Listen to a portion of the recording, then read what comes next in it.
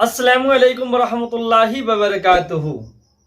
तो स्टूडेंट्स, आज हम जानेंगे इस्म की किस्में गिनती के एतबार से। इस्म की किस्में गिनती के एतबार से कितने होते हैं, आज हम उनके बारे में जानेंगे। पिछले वीडियो में आपने जाना कि इस्म की किस्में माने के एतबार से दो होते हैं। एक होता है इसमें जात, दूसरी होती है इसमें सिफत। तो स्टूडेंट्स, हमारे चैनल पे बने रहें और हमारे चैनल को लाइक और सब्सक्राइब करना ना भूलें।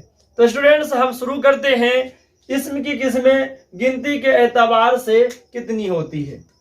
इस्म की किस्में जो है गिनती के एतबार से दो होती है। एक होता है वाहिद और दूसरा होता है जमा।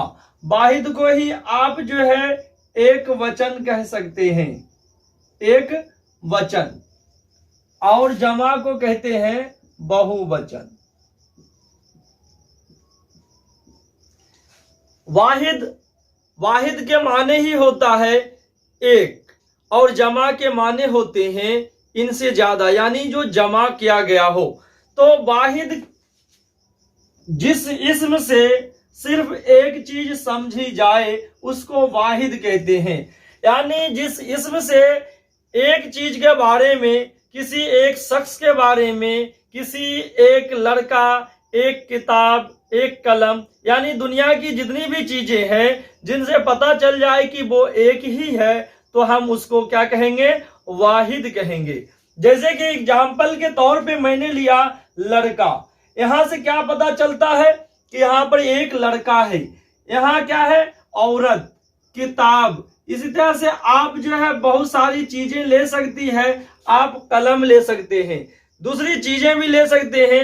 इन चीजों से जो पता चलता है, एक लड़का, एक औरत और एक किताब और यहाँ एक कलम के बारे में पता चलता है। आइए हम इनको जमा करके देखते हैं कि जमा होता क्या है।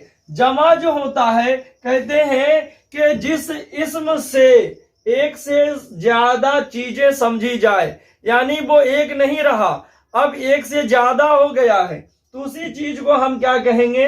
जमा कहते हैं।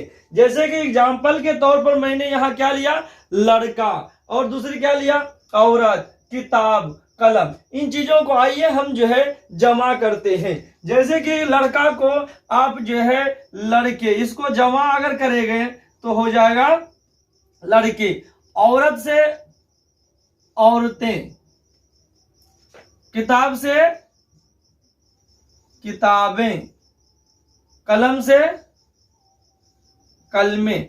यानी जो ये लगाकर और इसमें ये नुनगुन्ना बढ़ाकर जो है हमने क्या कर दिया? एक से ज्यादा चीजें कर दी। यानी जो है इन चीजों से जो पता चलता है कि लड़के, यहाँ पर एक से ज्यादा पता चलता है कि वहां लड़के खेल रहे हैं। तो लड़के से पता चला कि वहां अहमद, रहीम, करीम, ये सारे लड़के हैं जो वहां खेल रहे हैं। तो सारे लड़कों के लिए मैंने एक लफ्ज लिया, लड़के। क्योंकि आप एक अगर लड़का है, अहमद सिर्फ खेल रहा है, तो आप उसको लड़का कहेंगे, आप उसको लड़के नहीं कह सकते हैं। लड़का माने एक लड़का। लड़के से पता चला कि एक से ज्यादा लड़के हैं। औरत, औरत से क्या पता चला?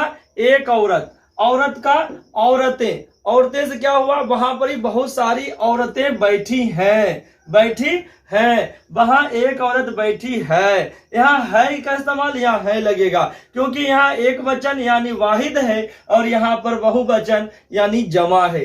यानी एक से ज्यादा औरत के लिए इस्तेमाल होता है। किताब, किताब एक है। मेरे पास मैथ की किताब है, मेरे पास मैथ की किताब है। और इसमें हम किताबें के लिए एग्जाम्पल अगर देते हैं तो मेरे पास बहुत सारी किताबें हैं, मेरे पास बहुत सारी किताबें हैं। यानी मैथ भी है, साइंस भी है, उर्दू भी है, हिंदी भी है, बहुत सारी किताबें हैं। कलम, मेरे पास एक कलम है, मेरे पास एक कलम है।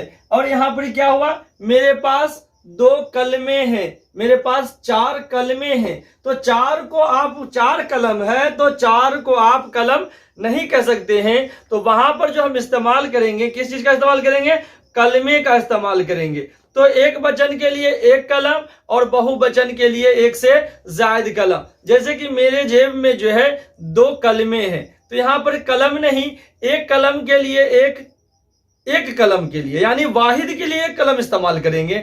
और जो है इनको जमा कर दिया जाए तो एक से ज्यादा कलमें, यानी मेरे पास 2 कलमें हैं, 3 कलमें हैं। तो इनसे आप पता चल गया होगा, आप वाहिद जमा अच्छी तरीका समझ गए होंगे। वाहिद के माने क्या होता है, जिससे सिर्फ एक कलम या इनसे जुड़ी जितनी भी चीजें हैं सिर्फ एक ही चीज हो, तो हम उसे क्या कहेंगे, वाहिद कहेंगे। और एक से ज्यादा अगर चीजें हो जाए, मेरे पास बहुत सारी जो है किताबें हैं, मेरे पास बहुत कलमें हैं, तो ये सारी चीजें जमा के लिए इस्तेमाल होता है। तो स्टूडेंट्स, उम्मीद है कि आप अच्छे से जो है वाहिद और जमा समझ गए होंगे। खुदा हाफिज।